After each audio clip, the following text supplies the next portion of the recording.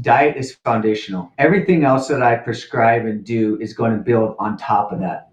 If you don't have a good foundational diet, the whole building is just going to break down, right? And you're not going to have great results. We need to follow a diet that's going to decrease that inflammatory response. But if we're continuing to bombard our body with inflammatory food or inflammatory chemicals, we're going to continue to cause an inflammatory response. It's like we throw water on the fire and then we just add more fuel on top of that fire to make it burn more. So we've got to make sure we have a good, healthy, anti-inflammatory diet to help treat autoimmune disease and especially Graves' disease. Welcome back to The Root Cause with Dr. Jake. I'm Dr. Jake Schmutz. I'm a naturopathic medical doctor and integrative physician. And on this channel, I have real conversations with real patients to show you how to heal your body down to the root causes without any harmful drugs or surgeries. I'm here today with my co-host, Teresa, and patient to talk about the best diet for Graves' disease. Dr. Jake, such a pleasure to be with you today. And I was really interested in this particular topic because we actually did an episode a while back on a case study that you had just shared, a case study with a patient who went into remission, who had Graves' disease. And man, was that an inspiration for so many people. The views just keep coming in every single month. People saying all over the place, I needed this video. I needed to hear this. I haven't been able to hear anything about this from anyone. It's been a needed video for hope podcast episode. And I know that a lot of those people have actually even come in that I watched it to see if they could possibly have the same experience, because Graves' disease is not a fun condition to be able to go through. And so thinking about a follow-up here for anybody who has it, we know, and what you've shared with in the past is the importance of diet in any type of condition, how a diet plays a big role. So before we jump into what you do recommend for anybody that has Graves' disease, could you first share with us why diet is important when managing autoimmune conditions such as Graves' disease? Yeah, so let's just talk about why diet is so important in the first place. So what I tell all my patients is diet is foundational. Everything else that I prescribe and do is going to build on top of that. If you don't have a good foundational diet, the whole building is just going to break down, right? And you're not going to have great results. So we need to follow a diet that's going to decrease that inflammatory response. Because we could give you all these anti-inflammatory things to calm down the thyroid, etc. But if we're continuing to bombard our body with inflammatory food or inflammatory chemicals or whatever into our body, we're going to continue to cause an inflammatory response. It's like we throw water on the fire and then we just add more fuel on top of that fire to make it burn more. So we've got to make sure we have a good, healthy, anti-inflammatory diet to help treat autoimmune disease and especially Graves' disease effectively. Yes, and for anybody who didn't get a chance to see or hear that podcast or see the YouTube version of the case study that Dr. Jake shared, we're going to make sure and post a link in the description box. Also, if you're watching on YouTube, we can put a card up here above so that you can take a look at that video and bookmark it for something that you can look at in more depth, because as part of that case study, he shared, so much of what he particularly did with this patient, and diet was a part of that. So you can see how it fits into the bigger picture. And then speaking of bigger picture, Dr. Jake, it does fit into a bigger picture. For those people who are trying to just handle their Graves' disease with just diet alone, before we jump into the diet, can you first also talk about why diet alone? This is going to be helpful information and foundational, right, that you're going to be sharing, but why this alone might not also be enough. So in many instances, just following a good anti-inflammatory diet is not going to be enough. So in Graves' disease, the body is overstimulating thyroid hormone. So you're getting way too jazzed up because you're getting way too much mitochondrial stimulation. All your cells are like, woo, going a little crazy. So you're going to be really hyped up, you're jittery, your heart's going to be racing, you can't sleep, etc. So following this anti-inflammatory diet will calm the inflammation around the thyroid. Yeah. Many times it's not all the anti-inflammatory stuff that we need. It's like this little foundational piece that will help smolder it, but it's not all the way gone yet.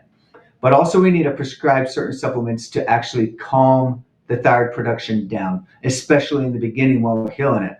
And it's going to take way too long, and too many side effects are going to happen with just following diet alone to really have any traction, and you're just going to give up because you're not going to notice a lot. But so diet, supplements, the appropriate, and treating the true causes of everything that's going on, because we could follow a good diet, decrease the inflammation, but if we don't treat all the causes of Graves' disease, which are multiple toxic exposures, chronic infections, iodine deficiencies, etc., you're not going to get all the way there. So following a good diet is important and foundational, but it's not going to be the cure to Graves' disease. Yeah, I kind of see it as, lighting a fire on something. It's like diet. If you don't have the proper diet, it's like continuing to light things on fire. And you can do all the supplements and all the other things that are going to help, try to calm things down and try to calm that fire down. But if you just continue to relight the fire over and over and over again, you're just going to be this battle, back and forth battle all the time. So hitting it from both angles, reducing the inflammation and adding the other components to really get to a place of healing is, I think, super important. So now that we know that diet is, really critical when it comes to the foundation of resolving Graves' disease and reducing that inflammation that aggravates the situation and so forth, what are your thoughts? When patients come into your office with Graves' disease, what is the diet that you recommend for them, and why do you recommend this diet? Yeah, that's a hard question to absolutely answer, because there's not just like one size fits all. Every patient's a little different, and every patient that comes into me with Graves' disease will have little nuances to their diet. But what I like to do first off is one of the main diets I prescribe is called the supplemented Paleo Mediterranean diet. It's a diet that I created. It has components of the Mediterranean diet and components of the Paleo diet. So in a nutshell, what it is it's taken away grains, wheat, barley, rye, rice, corn, etc. These foods tend to be very inflammatory and can cause the thyroid to become inflamed. And also taking away dairy, that tends to be inflammatory. Taking away refined sugar, that's the main component of it. And then also we're adding good anti-inflammatory oils, good meats and proteins, good nuts and seeds, a lot of anti-inflammatory foods, a lot of vegetables and fruits to decrease that inflammatory response. So we're taking away those inflammatory foods and adding anti-inflammatory foods. But that being said, almost always in my patients, I see that a patient with Graves' disease has a food sensitivity that they're reacting to.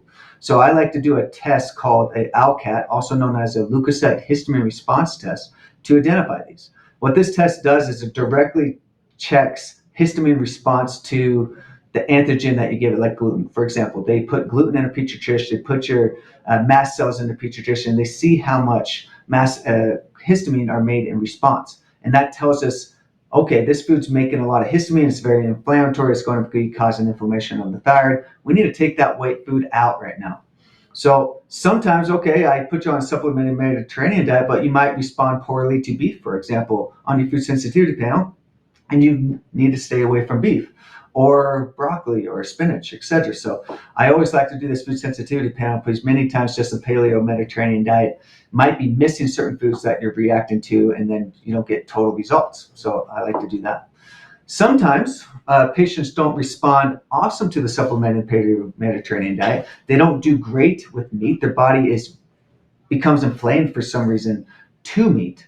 So what we do for them more is a complete opposite type of diet. See, it's a little different for nuances, and the doctor needs to figure out what's going on. Is we actually do more of a plant-based diet, taking away meat, eating very little meat, and mostly the meat that you're eating is more fish, wild-caught fish. And that tends to be the most anti-inflammatory diet for them. Others might be really sensitive to lectins, and we take away lectins. Others might be really sensitive to nightshades, and we need to take away that. So it's not one diet fits all. A good beginning would be the Paleo Mediterranean diet, but there's a lot of nuances. So that's why you go to a doctor that knows all these little nuances, that are able to pick out what's going on with your body and formulate the best diet that works for you. So I think some visuals I think would really help me when I'm thinking about the Mediterranean, and then I think about paleo. I would imagine, like, okay, so you take a typical Mediterranean dish. Let's just say it's like some sort of a bob of some sort. You've got some bell peppers, you've got some meat or some fish, and then it's with a nice Mediterranean salad, you've got those cucumbers, you've got those black olives, you've got that nice Yep. dressing and so forth, and then maybe some garbanzo beans on the side. With yours, done initial stage one, and by the way, there's lots of olive oil all over this whole thing, but with yours, it might be this dish, but without the feta that might be on that salad, and without maybe the Mediterranean bread, the pita bread that might be on the side. Okay, that's the first stage. Then if you have somebody who is having more of a problem with the meat side of it and has to be more plant-based, you might take that dish, and now we're getting rid of the kebab, at least if it was like meat like lamb or steak, maybe replacing it with fish, maybe not, right?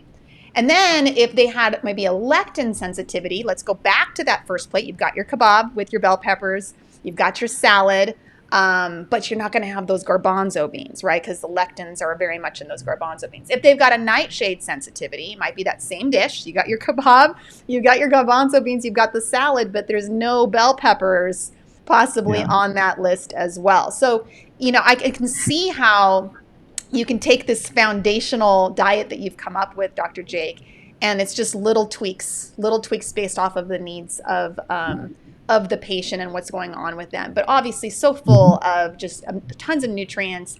And I'm learning more and more that the Mediterranean in general seems to be an incredible diet for so many different health conditions, not just Graves' disease, but blood sugar issues and so forth.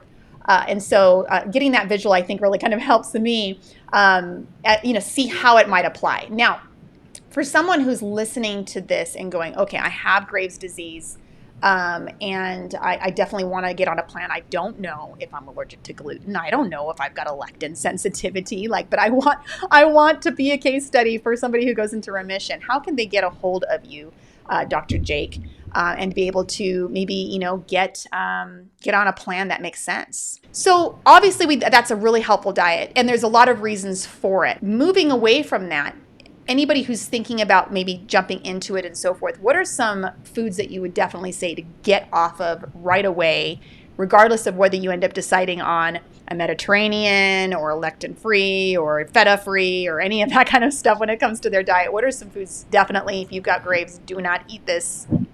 No. Yeah, so the 3 top most inflammatory foods for Graves' disease or any autoimmune disorder for that matter is to stay away from wheat, barley, rye, the gluten stuff, stay away from dairy, and then refined sugar. Those are the top 3. Many times staying away from those 3 will have a great anti-inflammatory effect. So sometimes you don't even have to go the full gamut of the Paleo Mediterranean, etc. But that's a good beginning point. Excellent. And for anybody who is listening to this episode and who wants to possibly meet with Dr. Jake and go over a specific diet plan for them, or bring in some labs to see some of the other issues that they might have, some supplements that might work, and put this together as one comprehensive plan for you, you are able to get a hold of Dr. Jake and schedule an appointment, virtual or in person, by going to Dr. Jake Wellness /schedule, or you can call him at 801-938-7965. Dr. Jake? Yes, if you want to learn more about Graves' disease and how you can overcome it, and you're watching YouTube, click my video to the right. I'm Dr. Jake, and I'll see you there.